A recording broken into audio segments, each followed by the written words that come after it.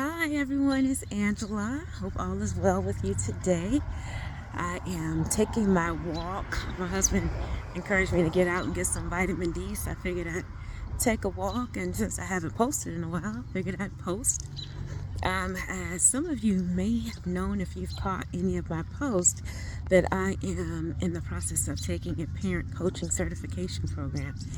And this program, it is amazing.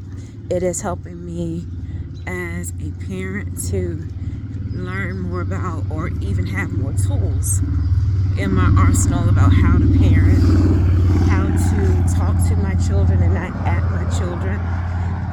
And it's also helping not just, when you learn a principle is universal. So you can use those principles in any area or any relationship that you have, right? And so not in perfection, but just having tools to do better and to do differently, and I'm seeing how it's making a difference even with my children, how they are even taking more time to actually come and talk to me about things.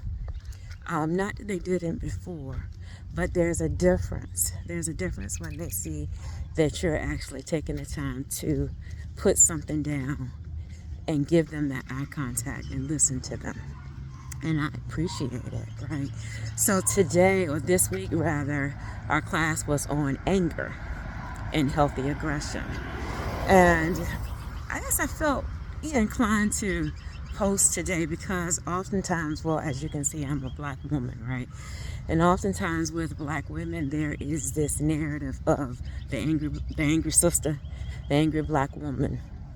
And I hate that narrative, as a black woman, because I don't think I carry myself as an angry black woman. But the fact is that there is this, misnomer that we are, right? And oftentimes that anger comes across because we really, a lot of times, don't have the tools to express ourselves any differently.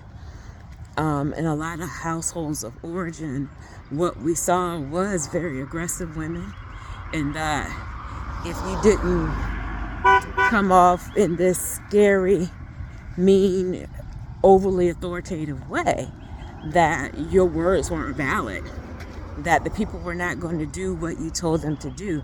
They're not going to understand me. They're not going to obey me if I don't yell. And the fact of the matter is that that's not necessarily true.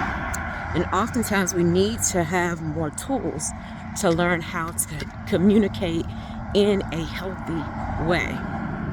I had an issue. I really didn't understand physical discipline when I was growing up. A lot of us grew up with, somebody gonna spank you if you didn't do the right thing.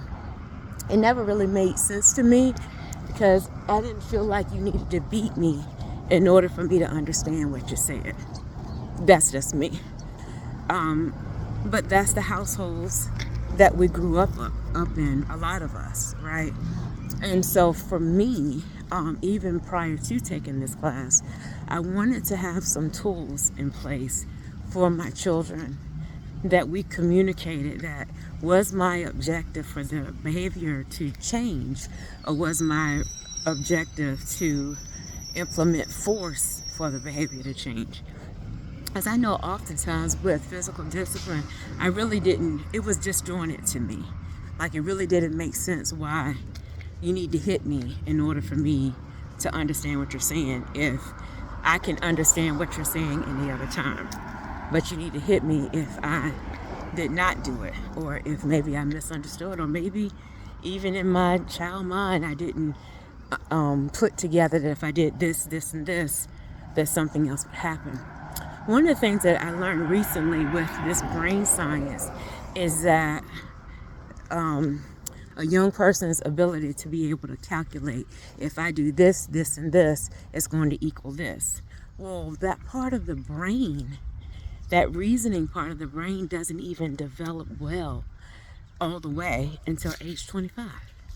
So that is one of the reasons why we look at our kids sometimes, or even the young people in our life, and we go, couldn't you see that didn't make sense to do?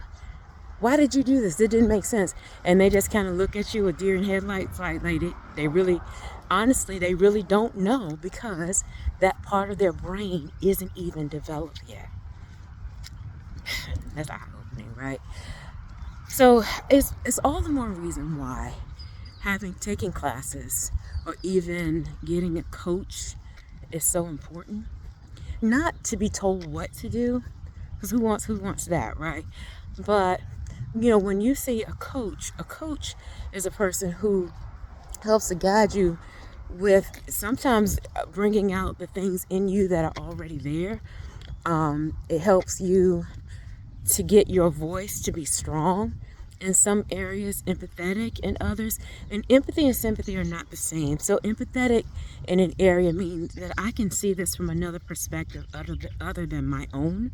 And so when you're using your big voice and you're talking to someone and the whole house is shaking when you're talking, what does it feel like? What do you think it feels like from their vantage point? So when you are being empathetic, that's something to have in mind. That when you just said that, when you use that tone, when you slam that door, when you roll those eyes, when you made someone feel small, when you demanded your way, how do you think that person felt? That's something that coaching helps. And then when you get those tools, how do you adjust to do something differently? Right? And so that's one of the things that this class is helping, even in my own life, helping me to do and prayerfully do better. No one is expecting perfection, of course, because we're not perfect, but we stumble into better. And every little thing helps, right? Helps to better the experience that people have when they're dealing with us, whether it is our children, our spouse, people that you come across, right? So I'm going to put it out here again. If you're interested in the coaching program, it should be live this spring, actually. The first person is going to be, that I'm actually going to be taking, or she's going to be helping me, will be mid-February. So the 12-week program that I've gone through, with the help of a coach, of course, they're going to go through that. I'm going to actually take them through it. And I can't tell you how valuable this class has been to me.